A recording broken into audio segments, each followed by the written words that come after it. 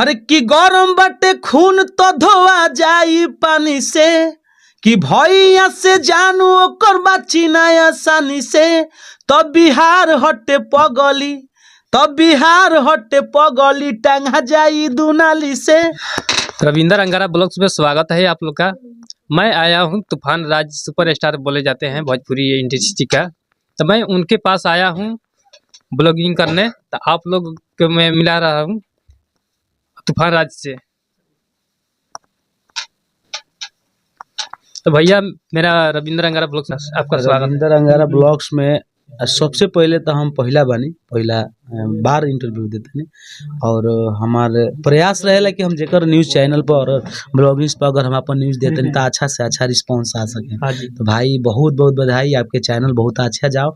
और जे लोग भी न्यूज़ चैनल देखा था ब्लॉगिंग्स देखा था भाई जी के, सबसे पहले हम हाथ जोड़ के विनती करते हैं कि एगो छोट कलाकार के, एगो छोट न्यूज़ कर्मी का आप सब ज़्यादा से ज़्यादा प्यार दुलार दीजिए।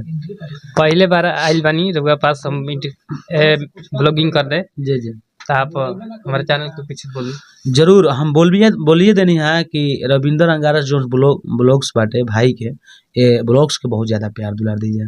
और आगे भी बहुत प्रयास रहे रोरा चैनल खातिर देव रोरा, हम कम्युनिटी रोरा ब्लॉग्स के लगा ले अच्छा से, कोनो दिक्कत नहीं है। अच्छा भैया आपके कौन सा गाना हिट करता है? हमार तो फिलहाल बहुत सारा गाना हिट बड़ा सन और रोरा चैनल के माध्यम से उहे गाना गा देते कि जो हम के बम्फर हिट कैला सब। हाँ जी।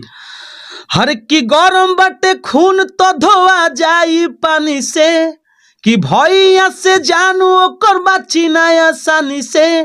तब बिहार हटे पगली, तब बिहार हटे पगली टांगा जाई दुनाली से। ये हमारे गाना रहे और बहुत अच्छा है गाना। और कौन गाना हिट करता है?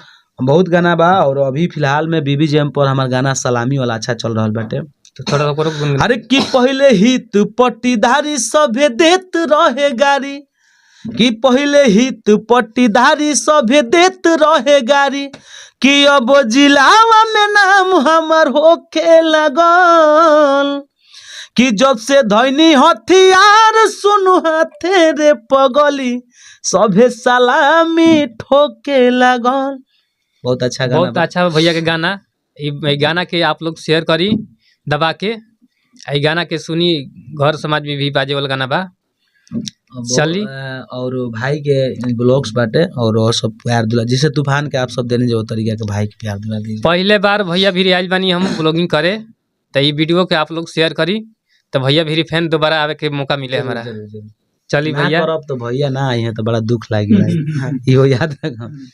चलिए अब वीडियो में अपना देरी भैया से बात करनी है, कह रहा लिए भैया गलती हुई तो माफ करो। अरे ना महाराज, हमारा से माफी ना, श्रोता से माफी मांगो। चलिए भैया, भैया से गलती अगर बुला आदमी से अगर गलती होई तो माफ करब, आ सही होई तो कमेंट में सही लिखब जरूर। वीडियो को आप लोग शेयर करी।